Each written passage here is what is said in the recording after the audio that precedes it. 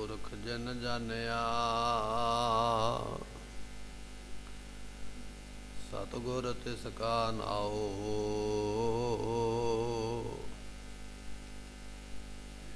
तिसकै संग सिख उदरै। नानक हर गुण गाओ थिर कर बैसो हर जन प्यारे। सतगुर तुमरे काज सवारे। दुष्ट दूत परमेश्वर मारे।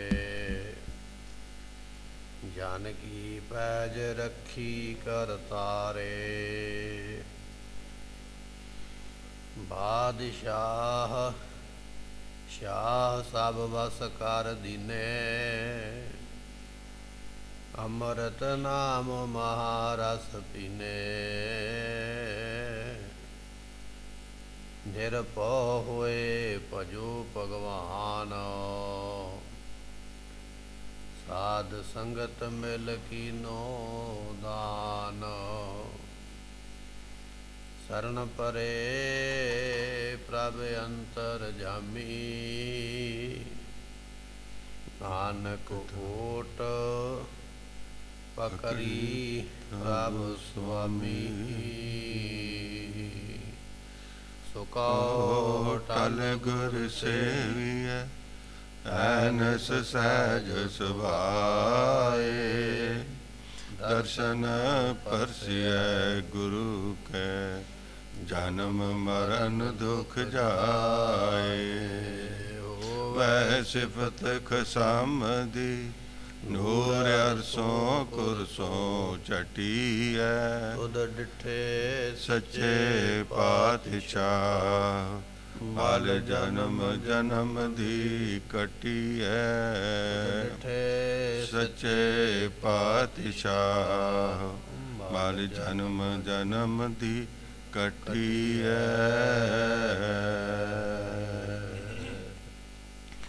सतनाम श्री वाहिगुरु साहिब जीओ। तनासरी चंत महला पहला। फिर घर सोहै नार जे फिर भावे जियो। झूठे वैन चवै काम ना आवे जियो। झूठ अलावा काम न आवा ना फिर देखा नैनी। अवगुणयारी कंत विसारी छोटी विदन रैनी। गुर शब्द न मानै फाही फाथी। सातन महल ना पाए। नानक आपे आप पछाणै गुरमुख सहज समाए।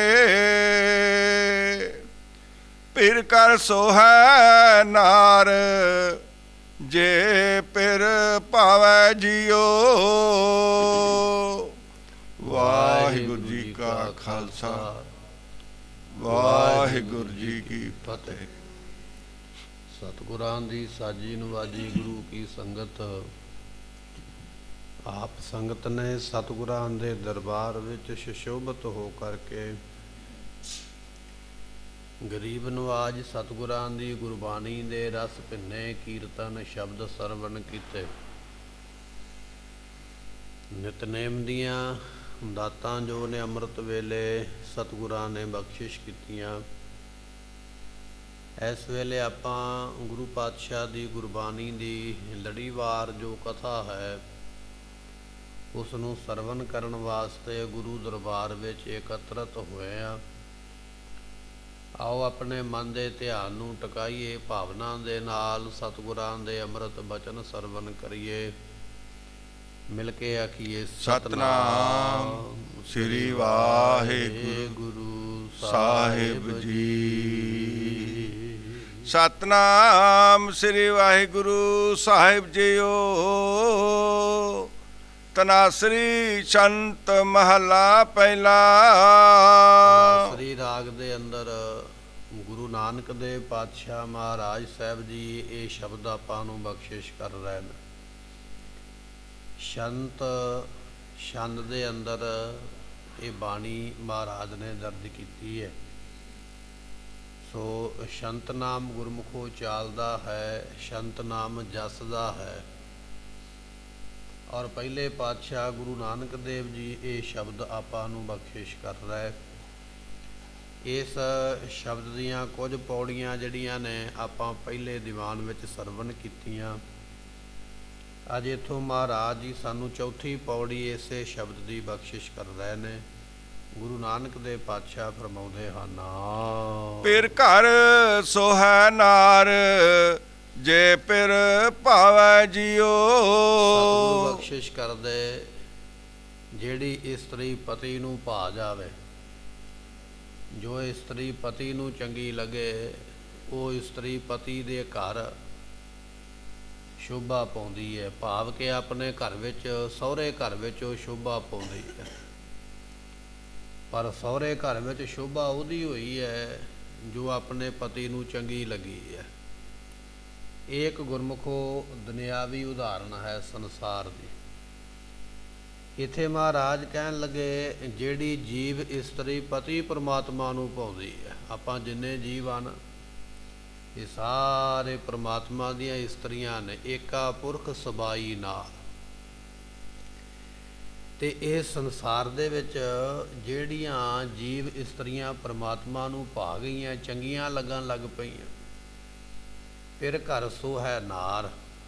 ਉਹ ਜੀਵ ਇਸਤਰੀਆਂ ਫਿਰ ਪਤੀ ਪਰਮਾਤਮਾ ਦਾ ਜਿਹੜਾ ਘਰ ਹੈ ਨਾ, ਸੱਚਖੰਡ, ਫਿਰ ਉਹਦੇ ਵਿੱਚ ਸ਼ੋਭਾ ਪਾਉਣਗੇ। ਜਿਵੇਂ ਇਸ ਦੁਨੀਆ ਵਿੱਚ ਜਿੱਥੇ ਆਪਾਂ ਆਏ ਹਾਂ, ਜਿਹੜੀ ਇਸਤਰੀ ਆਪਣੇ ਪਤੀ ਨੂੰ ਪਾਉਂਦੀ ਹੈ ਉਹ ਸਹੁਰੇ ਘਰ ਵਿੱਚ ਸ਼ੋਭਾ ਪਾਉਂਦੀ ਹੈ।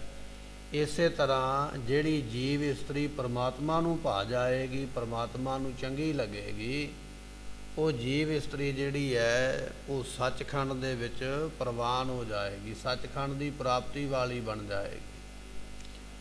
ਜਿੰਨਾ ਚਿਰ ਪਰਮਾਤਮਾ ਨੂੰ ਚੰਗੇ ਨਹੀਂ ਲੱਗਦੇ ਉਨਾ ਚਿਰ ਸੱਚਖੰਡ ਦੀ ਪ੍ਰਾਪਤੀ ਨਹੀਂ ਹੈ। ਤੇ ਗੁਰਮੁਖੋ ਚੰਗੇ ਲੱਗਣ ਵਾਸਤੇ ਨਾ ਚੰਗੇ ਗੁਣ ਹੋਣੇ ਜ਼ਰੂਰੀ ਨੇ। ਤੇ ਚੰਗੇ ਗੁਣ ਮਿਲਦੇ ਨਾਮ ਦੇ ਵਿੱਚੋਂ। ਸੁਣਿਆ ਸਤ ਸੰਤੋਖ ਗਿਆਨ।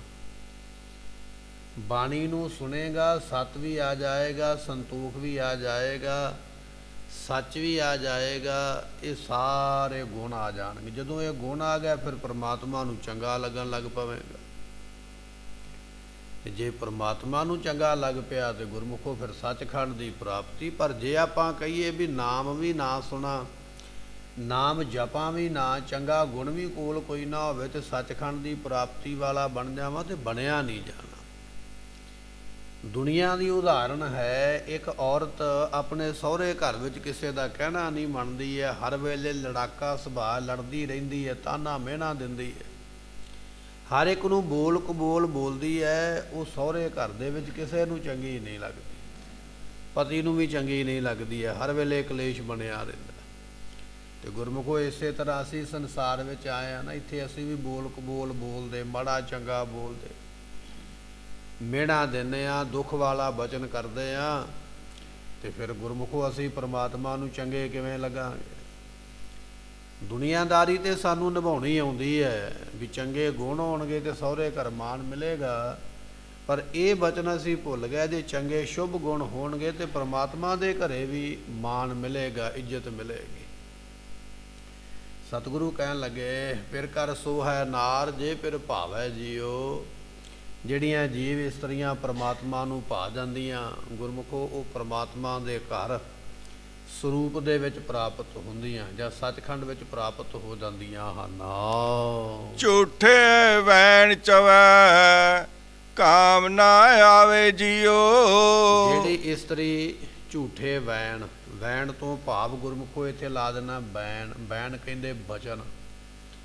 ਜਿਹੜੀ ਬੀਬੀ ਹਰ ਵੇਲੇ ਝੂਠ ਬੋਲਦੀ ਹੈ, ਪਤੀ ਨੂੰ ਕੁਝ ਕਹਿ ਦਿੱਤਾ, ਸੱਸ ਨੂੰ ਕੁਝ ਕਹਿ ਦਿੱਤਾ, ਦਰਾਣੀਆਂ ਜਠਾਣੀਆਂ ਨੂੰ ਕੁਝ ਹੈ, ਉਹਦਾ ਕੋਈ ਇਤਬਾਰ ਹੀ ਨਹੀਂ ਵੀ ਇਹਨੇ ਕਿਹੜਾ ਝੂਠ ਬੋਲ ਦੇਣਾ। ਤੇ ਸਤਿਗੁਰੂ ਪਾਤਸ਼ਾਹ ਕਹਿਣ ਲੱਗੇ ਜਿਹੜੀ ਝੂਠ ਬੋਲਦੀ ਹੈ ਕਾਮ ਨਾ ਆਵੇ ਜੀਓ, ਉਹ ਕਿਸੇ ਦੇ ਕੰਮ ਨਹੀਂ ਆਉਂਦੀ। ਸਾਰਿਆਂ ਨੂੰ ਪਤਾ ਵੀ ਇਹ ਜੋ ਬੋਲਦੀ ਪਈ ਝੂਠ ਹੀ ਬੋਲਦੀ ਪਈ, ਇਹਦੀ ਗੱਲ ਦੇ ਵਿੱਚ ਰੱਤੀ ਮਾਤਰ ਵੀ ਸੱਚ ਨਹੀਂ ਹੈ। ਤੇ ਝੂਠ ਬੋਲਣ ਵਾਲੀ ਤੇ ਫਿਰ ਸਹੁਰੇ ਪਰਿਵਾਰ ਦੇ ਵਿੱਚੋਂ ਕੋਈ ਯਕੀਨ ਨਹੀਂ ਕਰਦਾ, ਸਗੋਂ ਲੋਕ ਉਹਦਾ ਮਖੌਲ ਕਰਦੇ, ਮਖੌਲ ਉਡਾਉਂਦੇ ਕਿ ਇਹ ਤੇ ਹਰ ਵੇਲੇ ਝੂਠ ਬੋਲਦੀ ਹੈ। ਤੇ ਸਤਿਗੁਰੂ ਪਾਤਸ਼ਾਹ ਕਹਿਣ ਲੱਗੇ ਗੁਰਮੁਖਾ ਇਸੇ ਤਰ੍ਹਾਂ ਝੂਠੇ ਵੈਣ ਚਵੇ, ਤੂੰ ਵੀ ਤੇ ਦੁਨੀਆ ਵਿੱਚ ਆ ਕੇ ਝੂਠੇ ਬਚਨ ਹੀ ਬੋਲਦਾ ਨਾ। ਮੈਂ ਤੇ ਤੜਕੇ ਉੱਠਦਾ, ਮੈਂ ਤੇ ਉੱਠ ਕੇ ਬੜਾ ਨਾਮ ਜਪਦਾ, ਮੈਂ ਤੇ ਇੰਨੀ ਬਾਣੀ ਪੜ੍ਹਦਾ, ਸਾਡੇ ਸਾਰੇ ਮੈਂਬਰ ਹੀ ਤੜਕੇ ਹੀ ਉੱਠ ਪੈਂਦੇ, ਅਸੀਂ ਤੇ ਸਾਰੇ ਨਾਮ ਜਪਦੇ, ਅਸੀਂ ਤੇ ਬੜਾ ਪੁੰਨ ਕਰਦੇ ਹਾਂ, ਦਾਨ ਕਰਦੇ ਹਾਂ। ਅਸਲ ਵਿੱਚ ਕਰਦਾ ਕੁਝ ਨਹੀਂ ਪਿਆ, ਪਰ ਦੁਨੀਆ ਨੂੰ ਦੱਸਦਾ ਪਿਆ ਵੀ ਮੈਂ ਇਹ ਸਾਰਾ ਕੁਝ ਕਰਦਾ ਹਾਂ। ਸਤਿਗੁਰੂ ਪਾਤਸ਼ਾਹ ਕਹਿਣ ਲੱਗੇ ਜਦੋਂ ਝੂਠਾ ਬਚਨ ਸੰਸਾਰ ਵਿੱਚ ਕਵੇਂਗਾ ਤੇ ਫਿਰ ਪਰਮਾਤਮਾ ਨੂੰ ਚੰਗਾ ਕਿਵੇਂ ਲੱਗੇਗਾ? ਚੰਗਾ ਨਹੀਂ ਲੱਗੇਗਾ। ਝੂਠੇ ਵੈਣ ਚਵੇ, ਜਿਹੜੇ ਝੂਠੇ ਬਚਨ ਬੋਲਦੇ ਨਾ ਦੁਨੀਆ ਦੇ ਵਿੱਚ, ਦੁਨੀਆ ਨੂੰ ਝੂਠ ਬੋਲਦੇ। ਗੁਰੂ ਗੋਬਿੰਦ ਸਿੰਘ ਮਹਾਰਾਜ ਦੇ ਬਚਨ ਨੇ, ਮੇਰਾ ਸਿੱਖ ਝੂਠ ਨਾ ਬੋਲੇ, ਕੂੜ ਬੋਲ ਮੁਰਦਾਰ ਖਾਏ। ਅਸੀਂ ਆਪਣੇ ਸਿੱਖ ਨੂੰ ਮਾਸ ਖਾਣ ਤੋਂ ਮਨਾ ਕਰ ਦਿੱਤਾ, ਪਰ ਜਿਹੜਾ ਝੂਠ ਬੋਲਣਾ ਇਹਦੇ ਮਰਿਆ ਮੁਰਦਾ ਖਾਣਾ। ਝੂਠ ਨਾ ਬੋਲੇ, ਸੱਚ ਦਾ ਪਹਿਰਾ ਰੱਖੇ। ਪਰ ਗੁਰਮੁਖੋ ਜਿਹੜਾ ਝੂਠ ਬੋਲਦਾ ਹੈ ਕਾਮ ਨਾ ਆਵੇ ਜੀਓ, ਉਹ ਪਤੀ ਪਰਮਾਤਮਾ ਦੇ ਕੰਮ ਨਹੀਂ ਆਉਂਦਾ। ਪਤੀ ਪਰਮਾਤਮਾ ਜਾਣਦਾ ਵੀ ਇਹ ਝੂਠ ਹੀ ਬੋਲਣ ਵਾਲਾ ਹੈ, ਅਕਾਲ ਪੁਰਖ ਦੇ ਵੀ ਉਹ ਜੀਵ ਕੰਮ ਨਹੀਂ ਆਉਂਦਾ ਹੈ। ਝੂਠ ਅਲਾਵਾ ਕਾਮ ਨਾ ਆਵੇ, ਨਾ ਫਿਰ ਦੇਖਾ ਨੈਣੀ। ਸਤਿਗੁਰੂ ਪਾਤਸ਼ਾਹ ਬਖਸ਼ਿਸ਼ ਕਰਦੇ, ਜੋ ਝੂਠ ਅਲਾਵਾ, ਜਿਹੜਾ ਵਿਅਕਤੀ ਹਰ ਵੇਲੇ ਝੂਠ ਬੋਲਦਾ ਹੈ, ਕਾਮ ਨਾ ਆਵੇ, ਉਹ ਪਤੀ ਪਰਮਾਤਮਾ ਦੇ ਕੰਮ ਨਹੀਂ ਆਵੇਗਾ। ਪਰਮਾਤਮਾ ਦੇ ਕੰਮ ਵੀ ਉਹ ਆਏ ਜਿਨ੍ਹਾਂ ਨੇ ਸੱਚ ਦੇ ਉੱਪਰ ਦਾ ਪਹਿਰਾ ਦਿੱਤਾ, ਜਿਹੜੇ ਸੱਚ ਦੇ ਉੱਪਰ ਚੱਲੇ। ਤੇ ਝੂਠ ਬੋਲਣ ਵਾਲੇ ਉਹ ਕੰਮ ਨਹੀਂ ਆਏ, ਉਹ ਦਗਾਬਾਜ਼ ਹੋ ਗਏ, ਉਹ ਬੇਮੁਖ ਹੋ ਗਏ। ਤੇ ਸੱਚ ਬੋਲਣ ਵਾਲੇ ਪ੍ਰਵਾਨ ਹੋ ਗਏ। ਧੰਨ ਦਸਵੇਂ ਪਾਤਸ਼ਾਹ ਮਹਾਰਾਜ ਜੀਆਂ ਦੇ ਕੋਲ ਕੁਝ ਲੋਕਾਂ ਨੇ ਲਿਖ ਦਿੱਤਾ ਨਾ, ਮਹਾਰਾਜ ਤੁਸੀਂ ਸਾਡੇ ਗੁਰੂ ਨਹੀਂ ਤੇ ਅਸੀਂ ਤੁਹਾਡੇ ਸਿੱਖ ਨਹੀਂ। ਇਹ ਲਿਖਣ ਵਾਲੇ ਜਿਹੜੇ ਸਨ ਝੂਠੇ ਸਨ, ਝੂਠ ਬੋਲਣ ਵਾਲੇ। ਪਰ ਪ੍ਰਵਾਨ ਕੌਣ ਹੋਏ? ਜਿਹੜੇ ਸੱਚ ਬੋਲਣ ਵਾਲੇ ਸਨ, ਜਿਨ੍ਹਾਂ ਨੇ ਆਖਿਆ ਸਰੀਰ ਦਾ ਬਲੀਦਾਨ ਦੇ ਕੇ ਮਹਾਰਾਜ ਨੂੰ ਪ੍ਰਸੰਨ ਕਰਕੇ ਤੇ ਬਦਾਵਾ ਪੜਵਾ ਲਈਏ। ਝੂਠ ਬੋਲਣ ਵਾਲੇ, ਨਿੰਦਿਆ ਕਰਨ ਵਾਲੇ ਪਰਮਾਤਮਾ ਦੇ ਦਰਬਾਰ ਵਿੱਚ ਪ੍ਰਮਾਣਿਕ ਨਹੀਂ, ਸਫਲੇ ਨਹੀਂ ਹਨ। ਝੂਠ ਅਲਾਵਾ ਕਾਮ ਨਾ ਆਵੇ, ਜਿਹੜੇ ਝੂਠ ਬੋਲਦੇ ਨੇ ਉਹ ਪਰਮਾਤਮਾ ਦੇ ਕੰਮ ਨਹੀਂ ਆਉਂਦੇ ਹਨ। ਨਾ ਫਿਰ ਦੇਖਾ ਨੈਣੀ, ਅਤੇ ਨਾ ਹੀ ਪਰਮਾਤਮਾ ਉਹਨਾਂ ਨੂੰ ਆਪਣੇ ਸਾਹਮਣੇ ਵੇਖਣਾ ਚਾਹੁੰਦਾ ਹੈ। ਪਰਮਾਤਮਾ ਉਹਨਾਂ ਨੂੰ ਵੇਖਣਾ ਹੀ ਨਹੀਂ ਚਾਹੁੰਦਾ, ਤੇ ਨਾ ਹੀ ਉਹ ਪਰਮਾਤਮਾ ਨੂੰ ਵੇਖ ਸਕਣਗੇ ਜਿਹੜੇ ਝੂਠ ਬੋਲਦੇ, ਹਰ ਵੇਲੇ ਫਰੇਬ ਕਰਦੇ, ਧੋਖਾ ਕਰਦੇ, ਠੱਗੀ ਕਰਦੇ। ਉਹ ਠੱਗੀ ਕਰਨ ਵਾਲੇ, ਝੂਠ ਬੋਲਣ ਵਾਲੇ, ਪਰਮਾਤਮਾ ਇਹੋ ਜਿਹਾ ਨੂੰ ਦੇਖਦਾ ਤੱਕ ਨਹੀਂ ਹੈ। ਅਵਗਣਿਆਰੀ ਕੰਤ ਵਿਸਾਰੀ। ਸਤਿਗੁਰੂ ਪਾਤਸ਼ਾਹ ਕਹਿਣ ਲੱਗੇ ਇਸ ਅਵਗਣ ਵਾਲੀ ਜੀਵ ਇਸਤਰੀ ਨੇ ਪਤੀ ਪਰਮਾਤਮਾ ਨੂੰ ਭੁਲਾ ਦਿੱਤਾ ਹੈ। ਅਵਗਣ ਹੀ ਇੰਨੇ ਇਕੱਠੇ ਕਰ ਲਿਆ ਵੀ ਅਵਗਣਾਂ ਦੀ ਦਲਦਲ ਦੇ ਵਿੱਚ ਹੀ ਫਸ ਗਈ ਹੈ, ਨਿਕਲਿਆ ਹੀ ਨਹੀਂ ਜਾਂਦਾ। ਇਸ ਅਵਗਣਾਂ ਵਾਲੀ ਇਸਤਰੀ ਨੇ ਕੰਤ ਪਰਮਾਤਮਾ ਨੂੰ ਭੁਲਾ ਦਿੱਤਾ ਹੈ, ਪਰਮੇਸ਼ਰ ਇਸ ਨੂੰ ਭੁੱਲ ਗਿਆ ਹੈ। ਗੁਰਮੁਖੋ ਪਰਮੇਸ਼ਰ ਭੁੱਲਿਆ ਹੀ ਤਾਂ ਕਿ ਸਾਡੇ ਵਿੱਚ ਅਵਗੁਣ ਬਹੁਤੇ ਹੋ ਗਏ ਨਾ। ਹਮ ਅਵਗੁਣ ਭਰੇ, ਸਾਡੇ ਵਿੱਚ ਅਵਗੁਣ ਹੀ ਅਵਗੁਣ, ਅਵਗੁਣਾਂ ਦੇ ਅਸੀਂ ਭਰੇ ਹੋਏ। ਪਰ ਆਪਣੇ ਅਵਗੁਣਾਂ ਨੂੰ ਰੱਖਦੇ ਹਾਂ ਛੁਪਾ ਕੇ। ਤੇ ਜੇ ਕਿਤੇ ਸਾਡੇ ਵਿੱਚ ਨਿੱਕਾ ਮੋਟਾ ਕੋਈ ਗੁਣ ਆ ਜਾਵੇ ਜਾਂ ਨਿੱਕਾ ਮੋਟਾ ਚੰਗਾ ਕੰਮ ਕਰ ਲਈਏ, ਉਹਦੀ ਅਸੀਂ ਫਿਰ ਦੁਨੀਆ ਦੇ ਵਿੱਚ ਮਸ਼ਹੂਰੀ ਤਾਂ ਕਰਦੇ ਹਾਂ ਵੀ ਮੇਰਾ ਇਹ ਚੰਗਾ ਕਰਮ ਜਿਹੜਾ ਬਾਕੀ ਮਾੜਿਆਂ ਨੂੰ ਢੱਕ ਲਵੇ। ਪਰ ਹਾਂ ਅਵਗੁਣਾਂ ਦੇ ਭਰੇ ਹੋਏ। ਸਤਿਗੁਰੂ ਪਾਤਸ਼ਾਹ ਕਹਿਣ ਲੱਗੇ ਅਵਗੁਣ ਯਾਰੀ ਕੰਤ ਵਿਸਾਰੀ, ਇਸ ਜੀਵ ਇਸਤਰੀ ਔਗਣਾ ਵਾਲੀ ਨੇ ਪ੍ਰਮਾਤਮਾ ਨੂੰ ਭੁਲਾ ਦਿੱਤਾ ਹੈ। ਛੋਟੀ ਵਿਦਣ ਰਹਿਣੀ। ਇਹ ਜਿਹੜੀ ਜੀਵ ਇਸਤਰੀ ਹੈ ਗੁਰਮੁਖੋ ਛੁੱਟੀ ਕਹੀਏ ਛੁੱਟੜੋ ਗਏ। ਪਤੀ ਪ੍ਰਮਾਤਮਾ ਨੇ ਛੱਡ ਦਿੱਤਾ ਹੈ, ਸਹੁਰਾ ਘਰ ਛੱਡ ਕੇ ਬੈਠੀ ਹੈ, ਪ੍ਰਮਾਤਮਾ ਨੂੰ ਛੱਡਿਆ ਹੋਇਆ, ਇਹ ਛੁੱਟੜ ਹੈ, ਛੱਡੀ ਹੋਈ। ਤੇ ਵਿਦਨ ਰਹਿਣੀ, ਇਹਦੀ ਅਵਸਥਾ ਰੂਪੀ ਰਾਤ ਜਿਹੜੀ ਹੈ ਦੁੱਖਾਂ ਵਿੱਚ ਹੀ ਲੰਘੇ। ਜੋ ਛੱਡ ਦਿੱਤੀ ਗਈ ਨਾ ਸਹੁਰੇ ਪਰਿਵਾਰ ਵੱਲੋਂ, ਪਤੀ ਦੇ ਵੱਲੋਂ, ਉਹਦੀ ਰਾਤ ਵੀ ਦੁੱਖਾਂ ਵਾਲੀ, ਦਿਨ ਵੀ ਦੁੱਖਾਂ ਵਾਲੇ, ਹਰ ਵੇਲੇ ਚਿੰਤਾ ਵਿੱਚ, ਹਰ ਵੇਲੇ ਦੁਨੀਆ ਦੇ ਤਾਨੇ ਤੇ ਮਿਹਣੇ ਸਹਿਣੇ ਪੈਣਗੇ। ਇਸੇ ਤਰ੍ਹਾਂ ਜਿਨ੍ਹਾਂ ਨੇ ਪਤੀ ਪ੍ਰਮਾਤਮਾ ਨੂੰ ਛੱਡਿਆ ਹੋਇਆ ਹੈ ਉਹਨਾਂ ਦੀ ਇਹ ਸਾਰੀ ਉਮਰਾਂ ਜਿਹੜੀ ਹੈ ਨਾ, ਇਹ ਵੀ ਇੱਕ ਰਾਤ ਹੀ ਹੈ। ਇਹ ਸਾਰੀ ਉਮਰਾਂ ਵਿੱਚ ਉਹ ਫਿਰ ਗੁਰਮੁਖ ਨਹੀਂ ਬਣਨਗੇ, ਮਨਮੁਖ ਬਣ ਕੇ ਵਿਦਨ ਰਹਿਣੀ, ਝੂਰਦੇ ਹੀ ਰਹਿਣਗੇ, ਦੁਖੀ ਹੁੰਦੇ ਰਹਿਣਗੇ। ਪਰ ਦੁਖੀ ਕਿਉਂ ਹੋਏ ਨੇ? ਕਿਉਂਕਿ ਪ੍ਰਮਾਤਮਾ ਨੂੰ ਛੱਡਿਆ ਹੈ, ਪ੍ਰਮਾਤਮਾ ਨੂੰ ਭੁਲਾਇਆ ਹੋਇਆ ਹੈ। ਗੁਰ ਸ਼ਬਦ ਨਾ ਮਾਨੈ ਫਾਹੀ ਫਾਥੀ। ਜਿਸ ਨੇ ਗੁਰੂ ਦੇ ਉਪਦੇਸ਼ ਨੂੰ ਨਹੀਂ ਮੰਨਿਆ, ਕਿ ਗੁਰੂ ਦਾ ਉਪਦੇਸ਼ ਮੈਂ ਨਹੀਂ ਮੰਨਾਂਗਾ, ਗੁਰੂ ਦਾ ਉਪਦੇਸ਼ ਮੈਂ ਨਹੀਂ ਸੁਣਾਂਗਾ, ਜਿਸ ਨੇ ਗੁਰੂ ਦੇ ਉਪਦੇਸ਼ ਨੂੰ ਮੰਨਿਆ ਜਾਂ ਸੁਣਿਆ ਨਹੀਂ, ਫਾਹੀ ਫਾਥੀ, ਉਹ ਮੋਹ ਰੂਪੀ ਫਾਈ ਦੇ ਵਿੱਚ ਫਸੀ ਹੋਈ ਹੈ। ਮੋਹ ਰੂਪੀ ਫਾਈ ਖੁੱਲ੍ਹਦੀ ਨਹੀਂ ਹੈ। ਤੇ ਗੁਰਮੁਖੋ ਮੋਹ ਇਹੋ ਜਿਹਾ ਹੈ ਜਿਹੜਾ ਜਨਮਾਂ ਦੇ ਵਿੱਚ ਲੈ ਜਾਂਦਾ, ਜਿਹਦੇ ਕਰਕੇ ਜਨਮ ਪ੍ਰਾਪਤ ਹੁੰਦਾ। ਮੋਹ ਵਿੱਚ ਪਏ ਹੋਏ ਜੀਵਾਂ ਨੇ ਜਨਮ ਹੀ ਪ੍ਰਾਪਤ ਕੀਤੇ, ਵਾਸ਼ਨਾਵਾਂ ਬਣ ਜਾਂਦੀਆਂ ਮੋਹ ਕਰਕੇ। ਅੰਤ ਕਾਲ ਜੋ ਲੜਕੇ ਸਿਮਰੇ, ਐਸੀ ਚਿੰਤਾ ਮਹਿ ਜੇ ਮਰੈ, ਸੂਕਰ ਜੋਨ ਵੱਲ ਵੱਲ ਔਤਰੈ। ਅੰਤ ਵੇਲੇ ਪੁੱਤਰਾਂ ਦਾ ਮੋਹ ਜਾਗ ਪਿਆ, ਮੇਰੇ 4 ਪੁੱਤਰ ਨੇ ਕੀ ਕਰਨਗੇ, 2 ਪੁੱਤਰ ਨੇ ਕੀ ਕਰਨਗੇ। ਪਰਮਾਤਮਾ ਨੇ ਵੇਖਿਆ ਵੀ ਇਹਦਾ ਮੋਹ ਤੇ ਪੁੱਤਰਾਂ ਵੱਲ ਪੈ ਗਿਆ। ਸੂਰੀ ਦਾ ਜਨਮ, ਸੂਰ ਦਾ ਜਨਮ ਮਿਲ ਗਿਆ, ਕਿਉਂਕਿ ਸੂਰੀ ਸੂਰ ਦੇ ਬੱਚੇ ਬੜੇ ਹੁੰਦੇ। ਬੱਚਿਆਂ ਨਾਲ ਮੋਹ ਕਰਨ ਵਾਲਿਆ ਲੈ ਬੱਚਿਆਂ ਨੂੰ ਹੀ ਜਨਮ ਦਿੰਦਾ ਰਹੇ। ਸਤਿਗੁਰੂ ਪਾਤਸ਼ਾਹ ਕਹਿਣ ਲੱਗੇ ਸ਼ਬਦ ਨ ਮਾਨੈ ਫਾਹੀ ਫਾਥੀ। ਜੋ ਗੁਰੂ ਦੇ ਉਪਦੇਸ਼ ਨੂੰ ਨਹੀਂ ਨਾ ਮੰਨਦੇ ਉਹ ਮੋਹ ਰੂਪੀ ਫਾਈ ਦੇ ਵਿੱਚ ਫਸ ਜਾਂਦੇ। ਮੋਹ ਦੀ ਫਾਈ ਇਹੋ ਜਿਹੀ ਹੈ ਜਿਹੜੀ ਵਾਰ-ਵਾਰ ਜਨਮਾਂ ਵਿੱਚ ਲੈ ਕੇ ਆਉਂਦੀ ਹੈ, ਜਿਹਦੇ ਕਰਕੇ ਵਾਰ-ਵਾਰ ਜਨਮ ਮਿਲਦਾ ਪਿਆ। ਤੇ ਮੋਹ ਤੇ ਗੁਰਮੁਖੋ ਕਿਸੇ ਚੀਜ਼ ਦਾ ਵੀ ਪੈ ਜਾਵੇ, ਮੋਹ ਤੇ ਘਰ ਦਾ ਵੀ ਪੈ ਗਿਆ ਤੇ ਤਾਂ ਵੀ ਜਨਮ ਮਿਲੇਗਾ, ਮੋਹ ਤੇ ਪੁੱਤਰ ਦਾ ਪੈ ਗਿਆ ਤਾਂ ਵੀ ਜਨਮ ਮਿਲੇਗਾ, ਮੋਹ ਤੇ ਇਸਤਰੀ ਦਾ ਪੈ ਗਿਆ ਤਾਂ ਵੀ ਜਨਮ ਮਿਲੇਗਾ, ਮੋਹ ਤੇ ਮਾਇਆ ਦਾ ਪੈ ਗਿਆ, ਅੰਤ ਕਾਲ ਜੋ ਲక్ష్ਮੀ ਸਿਮਰੈ। ਮੋਹ ਤੇ ਪੈਸੇ ਧਨ ਦਾ ਪੈ ਗਿਆ ਤੇ ਜਨਮ ਤਾਂ ਵੀ ਮਿਲਣਾ ਹੈ। ਮੋਹ ਇਹੋ ਜਿਹਾ ਹੈ ਜਿਹੜਾ ਹਰ ਵੇਲੇ ਤੈਨੂੰ ਵਾਸ਼ਨਾ ਕਰਕੇ ਜਨਮਾਂ ਵਿੱਚ ਲੈ ਕੇ ਆਉਂਦਾ ਹੈ। ਇਹ ਮੋਹ ਦੀ ਫਾਈ ਤੇਰੇ ਕੋਲੋਂ ਆਪਣੇ ਆਪ ਨਹੀਂ ਕੱਟੀ ਜਾਣੀ। ਇਹ ਮੋਹ ਦੀ ਫਾਈ ਨੂੰ ਗੁਰੂ ਕੱਟ ਸਕਦਾ ਹੈ, ਪਰ ਕੱਟੀ ਤਾਂ ਜਾਣੀ ਜਦੋਂ ਗੁਰੂ ਵਾਲਾ ਬਣੇਗਾ, ਨਹੀਂ ਤੇ ਜੀਵ ਇਸਤਰੀ ਮੋਹ ਦੀ ਫਾਈ ਵਿੱਚ ਫਸੀ ਹੋਈ ਹੈ। ਸਾ ਧਨ ਮਹਿਲ ਨਾ ਪਾਏ। ਉਹ ਧਨ, ਉਹ ਜੀਵ ਇਸਤਰੀ ਫਿਰ ਸਰੂਪ ਰੂਪੀ ਮਹਿਲ ਨੂੰ ਨਹੀਂ ਪਾਉਂਦੀ ਹੈ। ਪ੍ਰਮਾਤਮਾ ਦੀ ਪ੍ਰਾਪਤੀ ਦਾ ਮਹਿਲ ਨਹੀਂ ਪ੍ਰਾਪਤ ਹੁੰਦਾ। ਜਿਹਦੇ ਮਨ ਦੇ ਵਿੱਚ ਮੋਹ ਪੈਦਾ ਹੋ ਗਿਆ, ਮੋਹ ਵਾਲਾ ਜਨਮਾਂ ਵਿੱਚ ਤੇ ਆਵੇਗਾ, ਪਰ ਮੋਹ ਵਾਲਾ ਪ੍ਰਮਾਤਮਾ ਦੀ ਪ੍ਰਾਪਤੀ ਵਾਲਾ ਨਹੀਂ ਬਣੇਗਾ, ਪ੍ਰਾਪਤੀ ਹੋਵੇਗੀ ਨਹੀਂ। ਕਿਉਂਕਿ ਮੋਹ ਜਿਹੜਾ ਹੈ ਪ੍ਰਮਾਤਮਾ ਦੇ ਵੱਲੋਂ ਤੋੜ ਕੇ ਦੁਨੀਆ ਵੱਲ ਲੈ ਕੇ ਆਉਂਦਾ। ਇਹ ਥੱਲੇ ਨੂੰ ਜਾਣ ਵਾਲੀ ਘਾਟੀ ਹੈ, ਪਰ ਜਿਨ੍ਹਾਂ ਨੇ ਗੁਰੂ ਦੇ ਸ਼ਬਦ ਨੂੰ ਜਪਿਆ ਉਹ ਫਿਰ ਉੱਪਰਲੀ ਘਾਟੀ ਨੂੰ ਪ੍ਰਾਪਤ ਹੁੰਦੇ, ਸੱਚਖੰਡ ਨੂੰ ਚਲੇ ਜਾਂਦੇ। ਪਰ ਦੁਨਿਆਵੀ ਸੰਸਾਰੀ ਲੋਕ ਜਿਹੜੇ ਨੇ ਉਹ ਮੋਹ ਕਰਕੇ ਦੁਨੀਆ ਵਿੱਚ ਤੁਰੇ ਆਉਂਦੇ, ਵਾਰ-ਵਾਰ ਜਨਮ ਲੈ ਕੇ ਆਉਂਦੇ। ਮਹਾਰਾਜ ਕਹਿਣ ਲੱਗੇ ਗੁਰ ਸ਼ਬਦ ਨ ਮਾਨੈ ਫਾਹੀ ਫਾਥੀ, ਸਾਤਨ ਮਹਿਲ ਨਾ ਪਾਏ।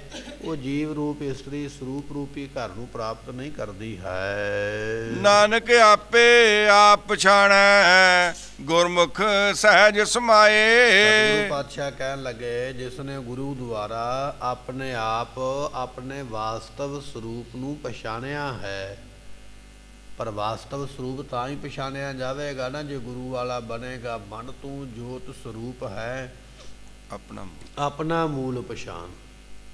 ਪਰ ਮੂਲ ਤਾਂ ਹੀ ਪਛਾਣੇਗਾ ਜੇ ਗੁਰੂ ਵਾਲਾ ਬਣੇਗਾ। ਜਿੰਨਾ ਚਿਰ ਗੁਰੂ ਵਾਲਾ ਨਹੀਂ ਬਣਿਆ ਮੂਲ ਵੀ ਨਹੀਂ ਪਛਾਣਿਆ ਜਾ। ਸਤਿਗੁਰੂ ਪਾਤਸ਼ਾਹ ਬਖਸ਼ਿਸ਼ ਕਰਦੇ ਨਾਨਕ ਆਪੇ ਆਪ ਪਛਾਣੈ, ਜਿਹਨੇ ਗੁਰੂ ਦੀ ਕਿਰਪਾ ਦੇ ਨਾਲ ਆਪਣੇ ਵਾਸਤਵ ਸਰੂਪ ਨੂੰ ਪਛਾਣਿਆ ਹੈ। ਤੇ ਪਾਤਸ਼ਾਹ ਕਹਿਣ ਲੱਗੇ ਗੁਰਮੁਖ ਸਹਿਜ ਸਮਾਏ। ਉਹ ਫਿਰ ਜਿਹੜੇ ਗੁਰਮੁਖ ਨੇ ਸ਼ਾਂਤੀ ਸਰੂਪ ਦੇ ਵਿੱਚ ਸਮਾ ਜਾਂਦੇ, ਸ਼ਾਂਤੀ ਵਿੱਚ ਸਮਾ ਜਾਂਦੇ, ਪਰਮਾਤਮਾ ਵਿੱਚ ਲੀਨ ਹੋ ਜਾਂਦੇ। ਐਸੀ ਦਾਤ ਉਹਨਾਂ ਨੂੰ ਪ੍ਰਾਪਤ ਹੁੰਦੀ ਹੈ। ਧਨ ਸੁਹਾਗਣ ਨਾਰ ਜਿਨ ਪਿਰ ਜਾਣਿਆ ਜਿਉ। ਸਤਿਗੁਰੂ ਪਾਤਸ਼ਾਹ ਕਹਿਣ ਲੱਗੇ ਉਹ ਜੀਵ ਰੂਪ ਇਸਤਰੀ ਧਨ ਹੈ। ਉਸ ਸੁਹਾਗਣ ਨੂੰ ਧਨ ਕਿਹਾ ਜਾਵੇਗਾ। ਕਿਸ ਨੂੰ ਮਹਾਰਾਜ? ਕਹਿਣ ਲੱਗੇ ਜਿਨ ਪਿਰ ਜਾਣਿਆ ਜੀਓ, ਜਿਨੇ ਪਤੀ ਪਰਮਾਤਮਾ ਨੂੰ ਜਾਣ ਲਿਆ ਹੈ। ਉਹ ਜੀਵ ਇਸਤਰੀਆਂ, ਉਹ ਸੰਤ, ਉਹ ਸਾਧੂ, ਉਹ ਨਾਮ ਜਪਣ ਵਾਲੇ ਗੁਰਮੁਖ ਧਨ ਨੇ ਜਿਨ੍ਹਾਂ ਨੇ ਪਰਮਾਤਮਾ ਪਤੀ ਨੂੰ ਜਾਣਿਆ ਹੈ। ਤੇ ਜਿਨ੍ਹਾਂ ਨੇ ਜਾਣਿਆ ਨਾ ਗੁਰਮੁਖ, ਉਹਨਾਂ ਨੇ ਬਚਨ ਕੀਤਾ ਘਟ ਘਟ ਮੈਂ ਹਰ ਜੂ ਬਸੈ। ਇਹ ਉਹਨਾਂ ਨੇ ਆਖਿਆ ਜਿਨ੍ਹਾਂ ਨੇ ਜਾਣਿਆ ਹੈ। ਜਿਨ੍ਹਾਂ ਨੇ ਨਹੀਂ ਜਾਣਿਆ ਉਹਨਾਂ ਨੂੰ ਕਿਤੇ ਵੀ ਨਹੀਂ ਦਿਸਿਆ ਹੈ, ਪਰ ਜਾਣਿਆ ਉਹਨਾਂ ਨੇ ਹੈ ਜਿਨ੍ਹਾਂ ਨੂੰ ਪਰਮਾਤਮਾ ਨੂੰ ਪਾਲਿਆ ਹੈ। ਮਹਾਰਾਜ ਕਹਿਣ ਲੱਗੇ ਧਨ ਸੁਹਾਗਣ ਨਾਰ, ਉਹ ਜੀਵ ਇਸਤਰੀ ਸੁਹਾਗਣ ਹੈ, ਪਤੀ ਵਾਲੀ ਹੈ, ਪਰਮਾਤਮਾ ਦੀ ਪ੍ਰਾਪਤੀ ਵਾਲੀ ਹੈ। ਜਿਨ ਪਿਰ ਜਾਣਿਆ ਜੀਓ, ਜਿਨੇ ਸਾਰਿਆਂ ਥਾਵਾਂ ਤੇ ਪਤੀ ਪਰਮਾਤਮਾ ਨੂੰ ਜਾਣ ਲਿਆ ਹੈ। ਨਾਮ ਬਿਨਾ ਕੁੜਿਆਰ ਕੂੜ ਕਮਾਣਿਆ ਜਿਉ। ਮਹਾਰਾਜ ਬਖਸ਼ਿਸ਼ ਕਰਦੇ, ਨਾਮ ਤੋਂ ਬਿਨਾ ਇਹ ਜਿਹੜੀ ਜੀਵ ਇਸਤਰੀ ਹੈ ਕੂੜ ਕਹੀਏ ਝੂਠੀ ਹੈ। ਜੇ ਨਾਮ ਨਹੀਂ ਨਾ ਪੱਲੇ ਹੈਗਾ, ਨਿਤਨੇਮ ਕੋਲ ਨਹੀਂ ਹੈ, ਪਾਠ ਕੋਲ ਨਹੀਂ ਹੈ, ਵਾਹਿਗੁਰੂ ਮੰਤਰ ਦਾ ਜਾਪ ਕੋਲ ਨਹੀਂ ਹੈ, ਰਾਮ ਰਾਮ ਦਾ ਮੰਤਰ ਕੋਲ ਨਹੀਂ ਹੈ, ਤੇ ਫਿਰ ਉਹ ਜੀਵ ਜਿਹੜਾ ਝੂਠਾ ਹੀ ਹੈ ਭਾਈ। ਉਹਦੇ ਕੋਲ ਕਮਾਈ ਕੋਈ ਨਹੀਂ ਹੈ, ਉਹਦੇ ਕੋਲ ਬੰਦਗੀ ਕੋਈ ਨਹੀਂ ਹੈ, ਉਹਦੇ ਕੋਲ ਦੌਲਤ ਕੋਈ ਨਹੀਂ ਨਾਮ ਦੀ। ਨਾਮ ਬਿਨਾ ਕੁੜਿਆਰ, ਨਾਮ ਤੋਂ ਬਿਨਾ ਕੂੜ ਕਮਾਣਿਆ ਜਿਉ। ਕੂੜ ਝੂਠੀ ਜੀਵ ਇਸਤਰੀ ਨੇ ਝੂਠ ਹੀ ਕਮਾਇਆ ਹੈ। ਇਸ ਕਰਕੇ ਇਸ ਨੂੰ ਕੁੜਿਆਰ ਕਹੀਏ, ਝੂਠਾ ਹੀ ਕਿਹਾ ਜਾਵੇਗਾ। ਜਿਹੜਾ ਬੰਦਾ ਝੂਠ ਹੀ ਬੋਲਦਾ ਹੋਵੇ ਉਸ ਨੂੰ ਝੂਠਾ ਹੀ ਕਿਹਾ ਜਾਂਦਾ। ਗੱਪ ਬੋਲਣ ਵਾਲੇ ਨੂੰ ਗੱਪੀ ਆਖਿਆ ਜਾਂਦਾ। ਮਹਾਰਾਜ ਕਹਿਣ ਲੱਗੇ ਇਸੇ ਤਰ੍ਹਾਂ ਕੂੜ ਕਮਾਉਣ ਵਾਲੇ ਨੂੰ ਕੁੜਿਆਰ ਹੀ ਕਿਹਾ ਜਾਵੇਗਾ। ਇਹ ਕੂੜ ਇਕੱਠਾ ਕਰਦਾ ਪਿਆ, ਕੂੜਾ ਇਕੱਠਾ ਕਰਦਾ ਪਿਆ। ਇਹ ਦੁਨੀਆ ਦਾ ਧਨ ਪਦਾਰਥ, ਐਸ਼ੋ ਆਰਾਮ, ਨਾਮ ਮਰਤਬਾ ਜੋ ਵੀ ਹੈ ਨਾ, ਇਹ ਸਭ ਕੂੜਿਆਰ ਹੈ, ਕੂੜਾ ਹੀ ਹੈ ਜਿਹੜਾ ਚੱਕੀ ਫਿਰਦਾ ਹੈ। ਕਿਉਂਕਿ ਨਾਲ ਕੁਝ ਨਹੀਂ ਜਾਣਾ, ਕੂੜੇ ਦਾ ਮੁੱਲ ਕੁਝ ਨਹੀਂ ਹੈ। ਕੂੜਾ ਇੱਧਰੋਂ ਚੁੱਕਿਆ ਤੇ ਉੱਥੇ ਸੁੱਟ ਦਿੱਤਾ। ਕੂੜਾ ਜਿੱਥੇ ਵੀ ਡਿੱਗੇਗਾ ਉਹਦੀ ਬਦਬੂ ਹੀ ਆਵੇਗੀ। ਕੂੜਾ ਜਿੱਥੇ ਵੀ ਡਿੱਗੇਗਾ ਉਹ ਗੰਧ ਹੀ ਹੈ, ਭਾਵੇਂ ਸ਼ਹਿਰ ਦੇ ਵਿੱਚ ਹੈ ਤੇ ਭਾਵੇਂ ਸ਼ਹਿਰ ਤੋਂ ਬਾਹਰ ਹੈ। ਮਹਾਰਾਜ ਕਹਿਣ ਲੱਗੇ ਇਸੇ ਤਰ੍ਹਾਂ ਜਿਹੜੇ ਦੁਨੀਆ ਦੀਆਂ ਵਸਤੂਆਂ ਤੂੰ ਇਕੱਠੀਆਂ ਕਰਦਾ ਪਿਆ, ਇਹ ਵੀ ਤੇਰੇ ਸਰੀਰ ਦੇ ਅੰਦਰ ਕੂੜਾ ਹੀ ਹੈ, ਇਕੱਠਾ ਕਰੀ ਜਾ ਰਿਹਾ। ਇਸ ਕੂੜੇ ਦੇ ਨਾਲ ਅੰਦਰੋਂ ਵੀ ਬਦਬੂ ਆਏਗੀ ਕਿ ਤੇਰੇ ਅੰਦਰੋਂ ਮਾੜੀਆਂ ਵਾਸ਼ਨਾਵਾਂ ਜਿਹੜੀਆਂ ਉਹ ਪੈਦਾ ਹੋਣਗੀਆਂ। ਇਸ ਕੂੜੇ ਦੇ ਨਾਲ ਤੇਰੇ ਬਾਹਰ ਵੀ ਇਹ ਬਦਬੂ ਕੀ ਹੈ, ਜਿਹੜਾ ਮਾਣ ਦੀ ਗੱਲ ਕਰਦਾ, ਹੰਕਾਰ ਦੀ ਗੱਲ ਕਰਦਾ, ਇਹ ਬਾਹਰ ਵੀ ਮਾਣ ਤੇ ਹੰਕਾਰ ਬਣਿਆ ਰਹੇਗਾ। ਇਹ ਕੂੜਾ ਇਕੱਠਾ ਕੀਤਾ ਜਿਹਦਾ ਮੁੱਲ ਕੋਈ ਨਹੀਂ ਹੈ। ਜਦੋਂ ਪਰਲੋਕ ਦੇ ਰਸਤੇ ਤੇ ਤੁਰੇਗਾ ਨਾ, ਉਸ ਵੇਲੇ ਇਹ ਦੁਨੀਆ ਦੀਆਂ ਵਸਤੂਆਂ ਇਹ ਕੂੜਿਆਰ ਕੂੜਾ ਹੀ ਨੇ, ਤੇਰੇ ਕੰਮ ਆਉਣ ਵਾਲੀਆਂ ਨਹੀਂ, ਇਹਨਾਂ ਨਾਲ ਕੁਝ ਬਣਨਾ ਨਹੀਂ ਹੈ। ਸੋ ਮਹਾਰਾਜ ਕਹਿਣ ਲੱਗੇ ਨਾਮ ਬਿਨਾ ਕੂੜਿਆਰ ਕੂੜ ਕਮਾਇਆ ਜਿਉ। ਇਸ ਕੂੜ ਝੂਠੀ ਜੀਵ ਇਸਤਰੀ ਨੇ ਕਹਿਣ ਲੱਗੇ ਕੂੜ ਕਮਾਇਆ, ਝੂਠ ਹੀ ਕਮਾਇਆ ਹੈ। ਇਸ ਕਰਕੇ ਇਹ ਕੂੜਿਆਰ ਹੈ, ਝੂਠੀ ਹੈ, ਤੇ ਝੂਠੀ ਹੋਣ ਕਰਕੇ ਨਾਮ ਦੀ ਕੋਈ ਕਮਾਈ ਇਹਦੇ ਕੋਲ ਨਹੀਂ ਹੈ, ਨਾਮ ਨੂੰ ਜਪਿਆ ਨਹੀਂ ਹੈ। ਹਰ ਭਗਤ ਸੁਹਾਵੀ ਸਾਚੇ ਭਾਵੀ ਪਾਏ ਭਗਤ ਪ੍ਰਭ ਰਾਤੀ। ਸਤਿਗੁਰੂ ਪਾਤਸ਼ਾਹ ਕਹਿਣ ਲੱਗੇ ਜਿਸ ਨੇ ਪ੍ਰਮਾਤਮਾ ਦੀ ਭਗਤੀ ਕੀਤੀ ਹੈ ਉਹ ਸੁਹਾਈ ਕਹੀਏ ਸੋਭਨੀਕ ਹੈ। ਰੱਬ ਦੇ ਦਰ ਤੇ ਸ਼ੋਭਨੀਕ ਉਹ ਹੋਣਗੇ ਜਿਨ੍ਹਾਂ ਦੇ ਕੋਲ ਭਗਤੀ ਹੋਵੇਗੀ। ਉਹਨਾਂ ਨੂੰ ਸ਼ੋਭਨੀਕ ਮੰਨਿਆ ਜਾਵੇਗਾ, ਉਹਨਾਂ ਨੂੰ ਸ਼ੁਭ ਮੰਨਿਆ ਜਾਵੇਗਾ। ਦੁਨੀਆ ਦੇ ਵਿੱਚ ਆਪਾਂ ਵੇਖਦੇ ਨਾ, ਇਹ ਵਿਅਕਤੀ ਬੜਾ ਸ਼ੁਭ ਹੈ, ਇਹਦੇ ਮੱਥੇ ਲੱਗੀਏ ਤੇ ਕੰਮ ਬਣ ਜਾਂਦਾ ਹੈ। ਇਹ ਵਿਅਕਤੀ ਅਸ਼ੁਭ ਹੈ, ਇਹਦੇ ਮੱਥੇ ਲੱਗੀਏ ਤੇ ਕੰਮ ਵਿਗੜ ਜਾਂਦਾ। ਮਹਾਰਾਜ ਕਹਿਣ ਲੱਗੇ ਨਾਮ ਜਪਣ ਵਾਲੇ ਸ਼ੁਭ ਮੰਨੇ ਜਾਣਗੇ। ਉਹਨਾਂ ਦੀ ਸੰਗਤ ਕਰਕੇ ਜੋ ਤਰ ਜਾਈਦਾ। ਅੰਚਲ ਗਹਿ ਕੈ ਸਾਧਕਾ ਤਰਨਾ ਇਹੋ ਸੰਸਾਰ। ਸਾਧੂ ਇਹੋ ਜਿਹਾ ਸ਼ੁਭ ਬਣ ਜਾਂਦਾ, ਉਹਦਾ ਪੱਲਾ ਫੜ ਕੇ ਦੁਨੀਆ ਤਰ ਜਾਈਦੀ, ਸੰਸਾਰ ਤਰ ਜਾਈਦਾ। ਮਹਾਰਾਜ ਕਹਿਣ ਲੱਗੇ ਹਰ ਭਗਤ ਸੁਹਾਵੀ, ਜਿਹੜੇ ਪਰਮਾਤਮਾ ਦੀ ਭਗਤੀ ਕਰਦੇ ਉਹ ਸੁਹਾਵੀ ਕਹੀਏ ਸ਼ੋਭਨੀਕ ਨੇ, ਸ਼ੁਭ ਨੇ ਭਾਈ।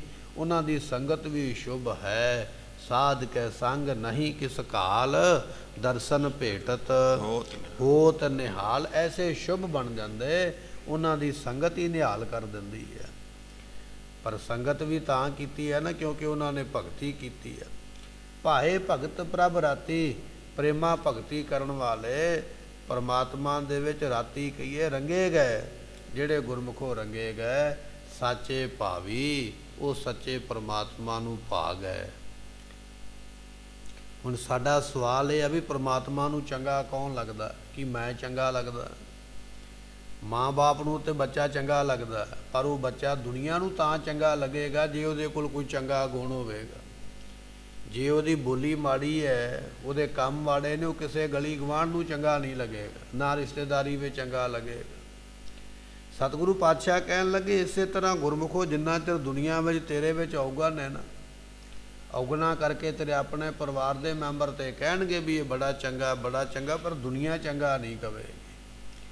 ਦੁਨੀਆ ਤੇਰੇ ਕੰਮ ਕਰਕੇ ਚੰਗਾ ਮਾੜਾ ਤਾਂ ਕਹੇਗੀ ਜਿਸ ਦਿਨ ਤੂੰ ਮਰ ਕੇ ਮੰਜੇ ਤੇ ਲੰਮੇ ਪੈ ਗਿਆ, ਅਰਥੀ ਤੇ ਲੰਮਾ ਪੈ ਗਿਆ। ਜਿਹੜੇ ਚਾਰ ਤੇਰੇ ਉੱਥੇ ਸੰਸਕਾਰ ਤੇ ਇਕੱਠੇ ਹੋਏ ਹੋਣਗੇ, ਚੰਗਾ ਵੀ ਉਹਨਾਂ ਨੇ ਤਾਂ ਹੀ ਕਹਿਣਾ ਹੈ ਜੇ ਤੂੰ ਚੰਗਾ ਕਰਮ ਕੋਈ ਕਮਾਇਆ ਹੋਵੇਗਾ। ਜੇ ਤੂੰ ਮਾੜੇ ਕਰਮ ਕਮਾਏ ਤੇ ਆਸੇ ਪਾਸੇ ਮੂੰਹ ਕਰਕੇ ਉਹ ਕਹਿਣਗੇ ਵੀ ਚੰਗਾ ਹੀ ਹੋਇਆ, ਇਹ ਮਰ ਗਿਆ, ਇਹਨੇ ਦੁਨੀਆ ਨੂੰ ਦੁੱਖ ਦਿੱਤਾ ਹੋਇਆ ਸੀ।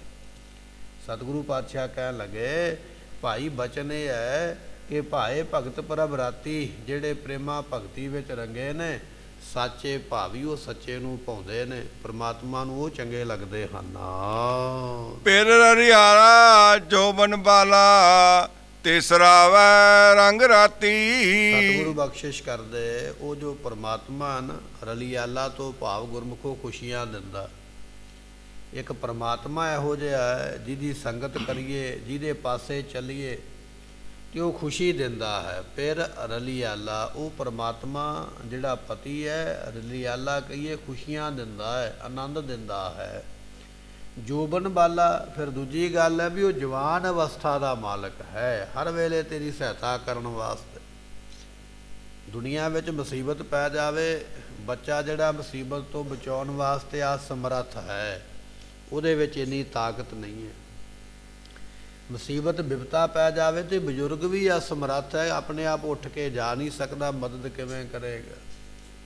ਪਰ ਜੇ ਮੁਸੀਬਤ ਪੈ ਜਾਵੇ ਤੇ ਜਵਾਨ ਕੋਲ ਹੈ ਨਾ, ਉਹਦੀ ਉਸੇ ਵੇਲੇ ਮਦਦ ਲਈ ਜਾ ਸਕਦੀ। ਉਹ ਮਿੰਟੋ ਮਿੰਟੀ ਬੜੀ ਛੇਤੀ ਨਾਲ ਛਾਲ ਮਾਰ ਕੇ ਸਾਹਮਣੇ ਆਵੇਗਾ ਵੀ ਚੱਲ ਮੈਂ ਤੇਰੀ ਮਦਦ ਕਰਦਾ। ਕਹਿਣ ਲੱਗੇ ਭਾਈ ਉਹ ਪਰਮਾਤਮਾ ਕੋਈ ਬੁੱਢਾ ਨਹੀਂ ਹੈ, ਪਰਮਾਤਮਾ ਕੋਈ ਬਾਲਕ ਨਹੀਂ ਹੈ ਵੀ ਤੇਰੇ ਤੇ ਮੁਸੀਬਤ ਪਵੇ ਤੇ ਉਹ ਆਖੇ ਵੀ ਮੈਂ ਕੁਝ ਕਰ ਨਹੀਂ ਸਕਦਾ। ਉਹ ਤੇ ਹਰ ਵੇਲੇ ਜਵਾਨ ਹੈ, ਮੁਸੀਬਤ ਪਵੇਗੀ ਉਹ ਝਾਟੀ ਛਾਲ ਮਾਰ ਕੇ ਤੇਰੇ ਸਾਹਮਣੇ ਹੋਵੇਗਾ। ਤਾਤੀ ਵਾਓ ਨਾ ਲੱਗਈ, ਪਾਰ ਬ੍ਰਹਮ ਸਰਣ ਆਈ। ਭਗਤ ਧਰੂ ਵਰਗਿਆਂ ਦੇ ਸਾਹਮਣੇ ਹੋ ਗਿਆ, ਝਾਟੀ ਅੱਗੇ ਆ ਗਿਆ ਵੀ ਇਹਨੂੰ ਕੁਝ ਨਹੀਂ ਹੋਣ ਦੇਣਾ। ਭਗਤ ਪ੍ਰਹਿਲਾਦ ਵਰਗਿਆਂ ਦੇ ਸਾਹਮਣੇ ਹੋ ਗਿਆ। ਮਹਾਰਾਜ ਕਹਿਣ ਲੱਗੇ ਫਿਰ ਰਲੀਆਲਾ ਜੋਬਨ ਬਾਲਾ, ਉਹ ਪਰਮਾਤਮਾ ਜੋਬਨ ਕਹੀਏ ਜਵਾਨ ਅਵਸਥਾ ਦਾ ਮਾਲਕ ਹੈ। ਤਿਸ ਰਾਵੇ ਰੰਗ ਰਾਤੀ, ਜਿਹੜੇ ਉਹਦੇ ਰੰਗ ਕਹੀਏ ਪ੍ਰੇਮ ਦੇ ਵਿੱਚ ਰਾਤੀ ਰੰਗੇ ਗਏ, ਉਹਨਾਂ ਨੂੰ ਇਹ ਦਾਤਾਂ ਪ੍ਰਾਪਤ ਹੋਈਆਂ। ਮਹਾਰਾਜ ਬਖਸ਼ਿਸ਼ ਕਰਦੇ ਰੰਗ ਨਾਮ ਗੁਰਮੁਖੋ ਆਨੰਦ ਦਾ ਵੀ ਹੈ। ਜਿਹੜੇ ਰੱਬ ਦੇ ਪਿਆਰੇ ਨੇ ਉਹਦੇ ਆਨੰਦ ਨੂੰ ਰਾਵੇ ਕਹੀਏ ਮਾਣਦੇ ਨੇ, ਉਹਦੇ ਆਨੰਦ ਨੂੰ ਮਾਣਦੇ ਨੇ, ਉਹਦੇ ਪ੍ਰੇਮ ਦੇ ਵਿੱਚ ਉਹ ਰੰਗੇ ਗਏ। ਐਸੇ ਗੁਰਮੁਖ ਬਣ ਜਾਂਦੇ ਹਨ। ਗੁਰ ਸ਼ਬਦ ਵਿਗਾਸੀ, ਸਹੋਰਾ ਵਾਸੀ, ਫਲ ਪਾਇਆ ਗੁਣਕਾਰੀ। ਮਹਾਰਾਜ ਬਖਸ਼ਿਸ਼ ਕਰਦੇ ਜਿਨ੍ਹਾਂ ਨੇ ਗੁਰੂ ਦਾ ਸ਼ਬਦ ਪ੍ਰਾਪਤ ਕੀਤਾ, ਸ਼ਬਦ ਕਹਿ ਲਈਏ ਗੁਰੂ ਦਾ ਉਪਦੇਸ਼, ਜਿਨ੍ਹਾਂ ਨੇ ਗੁਰੂ ਦਾ ਉਪਦੇਸ਼ ਪ੍ਰਾਪਤ ਕੀਤਾ ਹੈ, ਵਿਗਾਸੀ, ਉਹਨਾਂ ਦੇ ਜੀਵਨ ਵਿੱਚ ਹਮੇਸ਼ਾ ਖੇੜਾ ਹੀ ਬਣਿਆ ਰਹਿੰਦਾ, ਉਹਨਾਂ ਦੇ ਜੀਵਨ ਵਿੱਚ ਹਮੇਸ਼ਾ ਖੁਸ਼ੀ ਬਣੀ ਰਹਿੰਦੀ ਹੈ, ਉਹਨਾਂ ਦੇ ਜੀਵਨ ਵਿੱਚੋਂ ਦੁੱਖ ਦੂਰ ਚਲੇ ਜਾਂਦਾ ਹੈ। ਪਰ ਦੁੱਖ ਦੂਰ ਉਹਨਾਂ ਦਾ ਚਲੇ ਗਿਆ ਗੁਰ ਸ਼ਬਦ ਵਿਗਾਸੀ, ਜਿਨ੍ਹਾਂ ਨੇ ਗੁਰੂ ਦਾ ਉਪਦੇਸ਼ ਕਮਾਇਆ ਹੈ। ਵਿਗਾਸੀ ਕਹੀਏ ਖੇੜਾ ਬਣਿਆ ਰਹਿੰਦਾ। ਅਤੇ ਮਹਾਰਾਜ ਕਹਿਣ ਲੱਗੇ ਇਸੇ ਤਰ੍ਹਾਂ ਫਲ ਪਾਇਆ ਗੁਣਕਾਰੀ, ਉਸ ਗੁਣਾਂ ਵਾਲੀ ਜੀਵ ਇਸਤਰੀ ਨੇ ਪਰਮਾਤਮਾ ਦੀ ਪ੍ਰਾਪਤੀ ਦਾ ਫਲ ਗਿਆਨ ਪ੍ਰਾਪਤ ਕਰ ਲਿਆ। ਗਿਆਨ ਤੋਂ ਬਿਨਾਂ ਪਰਮਾਤਮਾ ਪ੍ਰਾਪਤ ਨਹੀਂ ਹੁੰਦਾ ਹੈ। ਬਚਨ ਆਪਾਂ ਪੜ੍ਹਦੇ ਹਾਂ, ਪ੍ਰਭ ਕੈ ਸਿਮਰਨ ਗਿਆਨ ਧਿਆਨ ਤਤ ਬੁੱਧ, ਸਿਮਰਨ ਕਰਕੇ ਗਿਆਨ ਮਿਲਦਾ ਹੈ ਤੇ ਗਿਆਨ ਤੋਂ ਫਿਰ ਪ੍ਰਮਾਤਮਾ ਮਿਲਦਾ ਹੈ। ਸਤਿਗੁਰੂ ਕਹਿਣ ਲੱਗੇ ਫਲ ਪਾਇਆ ਗੁਣਕਾਰੀ। ਇਹ ਗੁਣਾਂ ਵਾਲੀ ਇਸਤਰੀ ਨੇ ਫਲ ਕੀ ਪਾਇਆ? ਗਿਆਨ ਪ੍ਰਾਪਤ ਕਰ ਲਿਆ। ਇਹ ਬਚਨ ਆਪਾਂ ਪੜ੍ਹਦੇ ਹਾਂ, ਜੇ ਸੋ ਚੰਦਾ ਉਗਵੈ ਸੂਰਜ ਚੜ੍ਹੇ ਹਜ਼ਾਰ, ਇਤੇ ਚਾਨਣ ਹੁੰਦਿਆਂ ਗੁਰ ਬਿਨ ਘੋਰ ਅੰਧਾਰ। ਗੁਰੂ ਤੋਂ ਬਿਨਾ ਘੁੱਪ ਹਨੇਰਾ ਗਿਆਨ ਦਾ ਹੈ। ਗਿਆਨ ਨੂੰ ਦੇਣਾ ਗੁਰੂ ਨੇ, ਤੇਰੇ ਹਿਰਦੇ ਵਿੱਚ ਗਿਆਨ ਦਾ ਪ੍ਰਕਾਸ਼ ਕਰਨਾ ਹੈ। ਮਹਾਰਾਜ ਕਹਿਣ ਲੱਗੇ ਫਲ ਪਾਇਆ ਗੁਣਕਾਰੀ। ਇਸ ਜੀਵ ਇਸਤਰੀ ਨੇ ਗਿਆਨ ਰੂਪੀ ਫਲ ਪਾ ਲਿਆ, ਤੇ ਜਿਹਨੇ ਗਿਆਨ ਦਾ ਫਲ ਪ੍ਰਾਪਤ ਕੀਤਾ ਸਹੁ ਰਾਵਾਸੀ। ਉਹ ਜਿਹੜਾ ਸਹੁ ਪਰਮਾਤਮਾ ਹੈ, ਫਿਰ ਰਾਵਾਸੀ ਕਹੀਏ ਉਹਨੂੰ, ਉਹ ਮਾਣਦੀ ਹੈ ਪਰਮਾਤਮਾ ਦੇ ਮਿਲਾਪ ਨੂੰ। ਉਹ ਜੀਵ ਇਸਤਰੀ ਮਾਣਦੀ ਹੈ ਜਿਹਦੇ ਕੋਲ ਗਿਆਨ ਰੂਪੀ ਗੁਣ ਹੈ, ਜਿਹਨੇ ਗਿਆਨ ਪ੍ਰਾਪਤ ਕੀਤਾ। ਗੁਰ ਬਿਨ ਘੋਰ ਅੰਧਾਰ, ਗੁਰੂ ਬਿਨ ਸਮਝ ਨ ਆਵੈ। ਗੁਰ ਬਿਨ ਸੁਰਤ ਨ ਸਿੱਧ, ਗੁਰੂ ਬਿਨ ਮੁਕਤ ਨਾ ਪਾਵੈ। ਗੁਰੂ ਤੋਂ ਬਿਨਾ ਮੁਕਤੀ ਨਹੀਂ ਹੈ, ਗੁਰੂ ਤੋਂ ਬਿਨਾ ਗਿਆਨ ਨਹੀਂ ਹੈ। ਗਿਆਨ ਕਰਕੇ ਹੀ ਮੁਕਤੀ ਹੈ। ਕਰਮੈ ਕਾਰਨ ਗਿਆਨ ਅਭਿਆਸ, ਗਿਆਨ ਭਇਆ ਤੋ ਕਰਮੈ ਨਾਸ। ਇਹ ਜਿਹੜਾ ਅਸੀਂ ਕਰਮ ਕਰਦੇ ਹਾਂ ਨਾ, ਅੰਮ੍ਰਿਤ ਵੇਲੇ ਉੱਠਣਾ, ਇਸ਼ਨਾਨ ਕਰਨਾ, ਸੰਗਤ ਕਰਨੀ, ਸੇਵਾ ਕਰਨੀ, ਇਹ ਸਾਰੇ ਸਾਡੇ ਕਰਮ ਨੇ ਗਿਆਨ ਪ੍ਰਾਪਤ ਕਰਨ ਵਾਸਤੇ।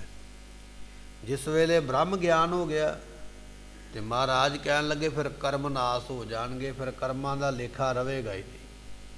ਕਰਮਾਂ ਦਾ ਲੇਖਾ ਉਹਨਾਂ ਚਿਰ ਹੈ ਜਿੰਨਾ ਚਿਰ ਬ੍ਰਹਮ ਗਿਆਨ ਦੀ ਦਾਤ ਨਹੀਂ। ਤੇ ਬ੍ਰਹਮ ਗਿਆਨ ਦੀ ਦਾਤ ਵਾਸਤੇ ਸਾਰੇ ਸ਼ੁਭ ਕਰਮ ਕਰਨੇ ਪੈਣਗੇ।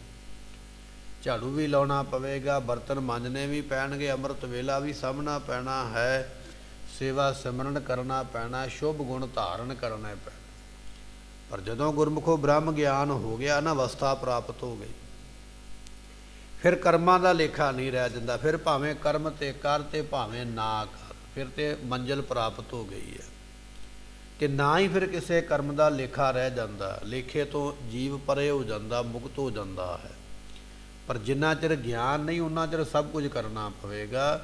ਸਾਨੂੰ ਗਿਆਨ ਤੇ ਨਹੀਂ ਹੈ, ਪਰ ਅਸੀਂ ਆਖਦੇ ਵੀ ਹੁਣ ਮੈਨੂੰ ਕਰਨ ਦੀ ਕੁਝ ਲੋੜ ਨਹੀਂ, ਹੁਣ ਤੇ ਮੈਂ ਪ੍ਰਾਪਤੀ ਵਾਲਾ ਬਣ ਗਿਆ। ਪ੍ਰਾਪਤੀ ਵਾਲਾ ਉਹਨਾਂ ਚਿਰ ਨਹੀਂ ਬਣੇਗਾ ਜਿੰਨਾ ਚਿਰ ਗਿਆਨ ਨਹੀਂ ਹੈ, ਤੇ ਗਿਆਨ ਉਹਨਾਂ ਚਿਰ ਨਹੀਂ ਹੋਵੇਗਾ ਜਿੰਨਾ ਚਿਰ ਸ਼ੁਭ ਕਰਮ ਨਹੀਂ ਕਰਦਾ। ਇਹ ਵੱਖਰਾ ਵੱਖਰਾ ਪੜਾਅ ਹੈ ਜ਼ਿੰਦਗੀ ਦਾ। ਇਹ ਸਾਰੇ ਪੜਾਅ ਪ੍ਰਾਪਤ ਕਰੇਗਾ, ਮੰਜ਼ਿਲ ਤੇ ਤਾਂ ਪਹੁੰਚੇਗਾ। ਮਹਲ ਦੇ ਉੱਪਰ ਚੜ੍ਹਨਾ ਨਾ, ਤੇ ਤੂੰ ਸਿੱਧਾ ਆਖੇ ਵੀ ਮੈਂ ਬਨੇਰੇ ਨੂੰ ਜਾ ਕੇ ਹੱਥ ਪਾ ਲਵਾਂ, ਤੇ ਕਦੇ ਨਹੀਂ ਚੜ੍ਹਿਆ ਜਾਵੇਗਾ। ਬਨੇਰੇ ਨੂੰ ਹੱਥ ਨਹੀਂ ਪੈਣਾ, ਨਾ ਹੱਥ ਪੈਣਾ, ਨਾ ਮੰਜ਼ਿਲ ਪ੍ਰਾਪਤ ਹੋਣੀ ਹੈ। ਪਹਿਲੀ ਪੌੜੀ ਤੇ ਪੈਰ ਰੱਖਣਾ ਪੈਣਾ, ਫਿਰ ਦੂਜੀ ਪੌੜੀ, ਤੀਜੀ ਪੌੜੀ, ਫਿਰ ਮਹਿਲ ਤੇ ਚੜ੍ਹ ਸਕਦਾ, ਚੁਬਾਰੇ ਤੇ ਤਾਂ ਚੜ੍ਹਿਆ ਜਾਣਾ। ਪਰ ਜੇ ਤੂੰ ਆਖੇ ਵੀ ਹੁਣ ਮੇਰੇ ਦੇ ਚੁਬਾਰੇ ਦੇ ਜਾ ਕੇ ਮੈਂ ਬਨੇਰੇ ਨੂੰ ਹੱਥ ਪਾ ਲਵਾਂ ਸਿੱਧਾ, ਤੇ ਕਿਵੇਂ ਪਾਏਗਾ? ਨਹੀਂ ਪਾਇਆ ਜਾਣਾ। ਇਸੇ ਤਰ੍ਹਾਂ ਇਹ ਜੀਵਨ ਦੇ ਵਿੱਚ ਪੌੜੀਆਂ ਨੇ ਸਾਡੇ ਜੀਵਨ ਦੇ, ਜਿਹੜੀਆਂ ਸ਼ੁਭ ਗੁਣਾਂ ਦੀਆਂ। ਇਹ ਪੌੜੀਆਂ ਕਮਾਉਣੀਆਂ ਪੈਣਗੀਆਂ, ਤਾਂ ਤੂੰ ਇਹ ਅਵਸਥਾ ਰੂਪੀ ਚੁਬਾਰੇ ਦੇ ਉੱਪਰ ਗੁਰਮੁਖਾ ਚੜ੍ਹੇਗਾ, ਪ੍ਰਾਪਤੀ ਤਾਂ ਹੋਣੀ ਹੈ। ਸਤਿਗੁਰੂ ਮਹਾਰਾਜ ਕਹਿਣ ਲੱਗੇ ਗੁਰ ਸ਼ਬਦ ਵਗਾਸੀ, ਸਹੁ ਰਾਵਾਸੀ, ਫਲ ਪਾਇਆ ਗੁਣਕਾਰੀ। ਜਿਨ੍ਹਾਂ ਨੇ ਗੁਰੂ ਦੇ ਉਪਦੇਸ਼ ਨੂੰ ਮੰਨਿਆ, ਖੇੜਾ ਉਹਨਾਂ ਨੂੰ ਪ੍ਰਾਪਤ ਹੋਇਆ। ਜਿਨ੍ਹਾਂ ਗੁਣ ਵਾਲਿਆਂ ਨੂੰ ਗਿਆਨ ਰੂਪੀ ਫਲ ਮਿਲਿਆ। ਪਾਤਸ਼ਾਹ ਕਹਿਣ ਲੱਗੇ ਉਹ ਗੁਰਮੁਖ ਜਿਹੜੇ ਨੇ ਪਰਮਾਤਮਾ ਨੂੰ ਭੋਗਦੇ ਨੇ, ਪਰਮਾਤਮਾ ਨੂੰ ਮੰਨਦੇ ਹਨ। ਨਾਨਕ ਸਾਚ ਮਿਲੈ ਵਡਿਆਈ, ਫਿਰ ਘਰ ਸੋਹੈ ਨਾਰੀ। ਗੁਰੂ ਨਾਨਕ ਦੇ ਪਾਤਸ਼ਾਹ ਮਹਾਰਾਜ ਜੀ ਇੱਥੇ ਇਹ ਜਿਹੜਾ ਸ਼ਬਦ ਹੈ ਨਾ, ਇਹਨੂੰ ਸੰਪੂਰਨ ਕਰਦੇ ਪਏ। ਸੋ ਇਹ 5 ਪੌੜੀਆਂ ਦਾ ਸ਼ਬਦ ਸੀ, ਜਿਹਦੀਆਂ ਪੌੜੀਆਂ ਆਪਾਂ ਵੱਖ-ਵੱਖ ਹਰ ਰੋਜ਼ ਸਰਵਨ ਕਰਦੇ ਆ ਰਹੇ ਹਾਂ। ਅੱਜ ਇਹ 5ਵੀਂ ਪੌੜੀ ਔਰ ਅਖੀਰਲੀ ਪੌੜੀ ਦੀ ਵਿਚਾਰ ਆਪਾਂ ਸਰਵਨ ਕੀਤੀ ਹੈ। ਗੁਰੂ ਨਾਨਕ ਦੇ ਪਾਤਸ਼ਾਹ ਮਹਾਰਾਜ ਕਹਿਣ ਲੱਗੇ ਸਾਜ ਮਿਲੈ ਵਡਿਆਈ। ਜਿਨ੍ਹਾਂ ਨੇ ਸੱਚ ਨਾਮ ਨੂੰ ਕਮਾਇਆ ਹੈ, ਵਡਿਆਈ ਵੀ ਉਹਨਾਂ ਨੂੰ ਹੀ ਪ੍ਰਾਪਤ ਹੋਈ ਹੈ। ਵਡਿਆਈਆਂ ਉਹਨਾਂ ਨੂੰ ਮਿਲੀਆਂ ਜਿਨ੍ਹਾਂ ਨੇ ਨਾਮ ਦੀ ਕਮਾਈ ਕੀਤੀ ਹੈ। ਗੁਰਮੁਖੋ ਸਾਰੀ ਗੁਰਬਾਣੀ ਜਿਹੜੀ ਹੈ ਨਾ, ਨਾਮ ਦਾ ਕਥਨ ਕਰਦੀ ਹੈ, ਨਾਮ ਦਾ ਹੀ ਵਰਣਨ ਕਰਦੀ ਹੈ ਵੀ ਨਾਮ ਜਪਣ ਵਾਲਾ ਹੀ ਤਰੇਗਾ। ਪਰ ਉਹ ਅਸੀਂ ਜਪਦੇ ਨਹੀਂ। ਆਪਣੀ ਜ਼ਿੰਦਗੀ ਵਿੱਚ ਜ਼ਿਆਦਾ ਨਹੀਂ ਤੇ ਅੱਧਾ ਘੰਟਾ ਜ਼ਰੂਰ ਕੱਢਿਆ ਕਰ, ਚੌਂਕੜਾ ਮਾਰ ਕੇ ਆਪਣੇ ਘਰ ਵਿੱਚ ਬੈਠਿਆ ਕਰ ਔਰ ਵਾਹਿਗੁਰੂ ਮੰਤਰ ਦਾ ਜਾਪ ਕਰਿਆ ਕਰ। ਅੱਧੇ ਘੰਟੇ ਦਾ ਸਮਾਂ ਤੇਰੇ ਕੋਲ ਨਹੀਂ ਤੇ 15 ਮਿੰਟ ਦਾ ਸਮਾਂ, 10 ਮਿੰਟ ਦਾ ਸਮਾਂ, ਥੋੜ੍ਹੇ ਤੋਂ ਥੋੜ੍ਹਾ ਸਮਾਂ ਬੈਠ ਕੇ ਪਰਮਾਤਮਾ ਨੂੰ ਚੇਤੇ ਕਰਦਿਆਂ ਹੋਇਆਂ ਵਾਹਿਗੁਰੂ ਮੰਤਰ ਦਾ ਜਾਪ ਕਰਿਆ ਕਰ, ਉਹਦੀ ਮੂਰਤੀ ਨੂੰ ਹਿਰਦੇ ਵਿੱਚ ਵਸਾ ਕੇ। ਇਹ ਕਮਾਈ ਕਰੇਗਾ ਅੱਜ ਤੋਂ ਕੱਲ, ਕੱਲ ਤੋਂ ਪਰਸੋਂ, ਹੌਲੀ ਹੌਲੀ ਤੈਨੂੰ ਰੰਗ ਲੱਗ ਜਾਵੇਗਾ, ਪ੍ਰਾਪਤੀ ਹੋ ਜਾਵੇਗੀ। ਜੇ ਕੇਵਲ ਸੁਣਨ ਤੱਕ ਹੀ ਸੀਮਤ ਰਹਿ ਗਿਆ ਵੀ ਸੁਣਦਾ ਪਿਆ ਪਰ ਕਰਦਾ ਕੁਝ ਨਹੀਂ ਪਿਆ, ਤੇ ਜ਼ਿੰਦਗੀ ਦੇ ਇਮਤਿਹਾਨ ਵਿੱਚੋਂ ਪਾਸ ਨਹੀਂ ਹੋਵੇਗਾ। ਅਧਿਆਪਕ ਬੈਠਾ ਨਾ ਕੁਰਸੀ ਤੇ, ਬੱਚੇ ਨੂੰ ਪੜ੍ਹਾਉਂਦਾ ਪਿਆ, ਬੱਚੇ ਬੜੇ ਆਰਾਮ ਦੇ ਨਾਲ ਸੁਣਦੇ ਪਏ ਵੀ ਕੀ ਆਖਦਾ ਪਿਆ, ਪਰ ਸੁਣ ਕੇ ਚਲੇ ਗਏ, ਨਾ ਕੁਝ ਲਿਖਿਆ ਨਾ ਕੁਝ ਯਾਦ ਕੀਤਾ। ਹੁਣ ਹੈ ਤੇ ਆਗਿਆਕਾਰੀ ਵੀ ਕਲਾਸ ਵਿੱਚ ਰੌਲਾ ਨਹੀਂ ਪਾਉਂਦੇ, ਸੁਣਦੇ ਬੜੇ ਧਿਆਨ ਦੇ ਨਾਲ, ਪਰ ਜੇ ਕਮਾਇਆ ਹੀ ਨਹੀਂ ਤੇ ਫਿਰ ਇਮਤਿਹਾਨ ਵਿੱਚੋਂ ਪਾਸ ਨਹੀਂ ਹੋਣਗੇ। ਉਸੇ ਤਰ੍ਹਾਂ ਗੁਰਮੁਖੋ ਹਾਲਤ ਸਾਡੀ ਹੈ, ਜੇ ਆਪਾਂ ਕੇਵਲ ਸੁਣਨ ਤੱਕ ਹੀ ਰਹਿਣਾ ਵੀ ਸੁਣਦੇ ਪਏ ਪਰ ਕਮਾਇਆ ਨਹੀਂ ਹੈ, ਤੇ ਜਦੋਂ ਇਮਤਿਹਾਨ ਹੋਵੇਗਾ ਨਾ ਜ਼ਿੰਦਗੀ ਦਾ, ਫਿਰ ਪਾਸ ਕਿਵੇਂ ਹੋਵਾਂਗੇ? ਪਾਸ ਤਾਂ ਹੋਵਾਂਗੇ ਜੇ ਕਮਾਈ ਕੀਤੀ ਹੋਵੇਗੀ। ਤੇ ਕਮਾਈ ਕਰਨੀ ਪੈਣੀ ਹੈ, ਇਕੱਲਾ ਸੁਣਨ ਤੱਕ ਸੀਮਤ ਨਾ ਰਹਿ। ਨਾਮ ਨੂੰ ਜਪਣ ਵੇਲੇ ਬੈਠ ਕੇ ਮਨ ਨੂੰ ਟਿਕਾ ਕੇ 10 ਮਿੰਟ ਦਾ ਸਮਾਂ, 15 ਮਿੰਟ ਦਾ ਸਮਾਂ, ਅੱਧੇ ਘੰਟੇ ਦਾ ਸਮਾਂ, ਜਿੰਨਾ ਵੀ ਸਮਾਂ ਤੂੰ ਕੱਢ ਸਕਦਾ ਆਪਣੀ ਜ਼ਿੰਦਗੀ ਦੇ 24 ਘੰਟਿਆਂ ਵਿੱਚੋਂ, ਉਹ ਸਮਾਂ ਕੱਢ ਕੇ ਆਪਣੇ ਮਨ ਨੂੰ ਧਿਆਉਣ ਦਾ ਯਤਨ ਕਰਿਆ ਕਰ, ਮਨ ਨੂੰ ਟਿਕਾਉਣ ਦਾ ਯਤਨ ਕਰਿਆ ਕਰ ਤੇ ਨਾਮ ਜਪਿਆ ਕਰ। ਪ੍ਰਸ਼ਾਦਾ ਛਕਣ ਵਾਸਤੇ ਤੇ ਅਸੀਂ ਵਧੀਆ ਥਾਂ ਤੇ ਬੈਠਦੇ ਹਾਂ, ਬੈਠ ਕੇ ਛਕਦੇ ਹਾਂ, ਪਰ ਨਾਮ ਜਪਣ ਵੇਲੇ ਸਾਡੇ ਕੋਲ ਬੈਠਣਾ ਬੜਾ ਮੁਸ਼ਕਲ, ਬੈਠਿਆ ਹੀ ਨਹੀਂ ਜਾਂਦਾ। ਕਦੇ ਆਹ ਕੰਮ ਕਰ ਲਿਆ, ਉਹ ਕੰਮ ਕਰ ਲਿਆ। ਅਵਸਥਾ ਹੈ, ਪਹਿਲਾਂ ਬਣਾਉਣੀ ਪਵੇਗੀ ਅਵਸਥਾ ਟਿਕ ਕੇ। ਜਦੋਂ ਅਵਸਥਾ ਬਣ ਗਈ ਫਿਰ ਭਾਵੇਂ ਜਿਹੜਾ ਮਰਜ਼ੀ ਕੰਮ ਕਰੀ ਚੱਲੀ, ਫਿਰ ਨਾਮ ਨਹੀਂ ਕਦੇ ਭੁੱਲੇਗਾ, ਨਾ ਹੀ ਕਦੇ ਮਨ ਭਟਕੇਗਾ। ਪਰ ਜਿੰਨਾ ਚਿਰ ਉਹ ਚੀਜ਼ ਪ੍ਰਾਪਤ ਨਹੀਂ ਕਰਦਾ, ਉਨਾ ਚਿਰ ਤੈਨੂੰ ਆਪਣਾ ਆਪ ਟਿਕਾਉਣਾ ਪੈਣਾ ਹੈ। ਜਦੋਂ ਆਪ ਟਿਕ ਕੇ ਬੈਠੇਗਾ, ਮਨ ਵੀ ਤੇ ਤਾਂ ਹੀ ਟਿਕੇਗਾ। ਸਤਿਗੁਰੂ ਪਾਤਸ਼ਾਹ ਕਹਿਣ ਲੱਗੇ, ਨਾਨਕ ਸਾਚ ਮਿਲੈ ਵਡਿਆਈ, ਜਿਨ੍ਹਾਂ ਨੇ ਸੱਚ ਨਾਮ ਨੂੰ ਜਪਿਆ ਵਡਿਆਈ ਉਹਨਾਂ ਨੂੰ ਮਿਲੀ ਹੈ। ਫਿਰ ਘਰ ਸੋ ਹੈ ਨਾਰੀ, ਉਹ ਜੀਵ ਇਸਤਰੀ ਜਿਹੜੀ ਹੈ ਪਤੀ ਪਰਮਾਤਮਾ ਦੇ ਘਰ ਸੱਚਖੰਡ ਵਿੱਚ ਉਹ ਸ਼ੋਭਾ ਪਾਉਂਦੀ ਹੈ। ਸੱਚਖੰਡ ਦੀ ਪ੍ਰਾਪਤੀ ਉਹਨਾਂ ਨੂੰ ਹੋਈ ਹੈ ਜਿਨ੍ਹਾਂ ਨੂੰ ਸੱਚ ਨਾਮ ਦੀ ਵਡਿਆਈ ਮਿਲੀ ਹੈ। ਭੁੱਲਾਂ ਚੁੱਕਾਂ ਦੀ ਮੁਆਫੀ ਦਿਓ ਸੱਜਣਾ ਸੀਸੜੀਆਂ, ਜੋ ਹੋਵੇ ਸਾਹਿਬ ਸਿਓ ਮੇਲ। ਗੁਰ ਸ਼ਬਦ ਵਿਗਾਸੀ ਸਹੁਰਾ ਵਾਸੀ, ਫਲ ਪਾਇਆ ਗੁਣਕਾਰੀ।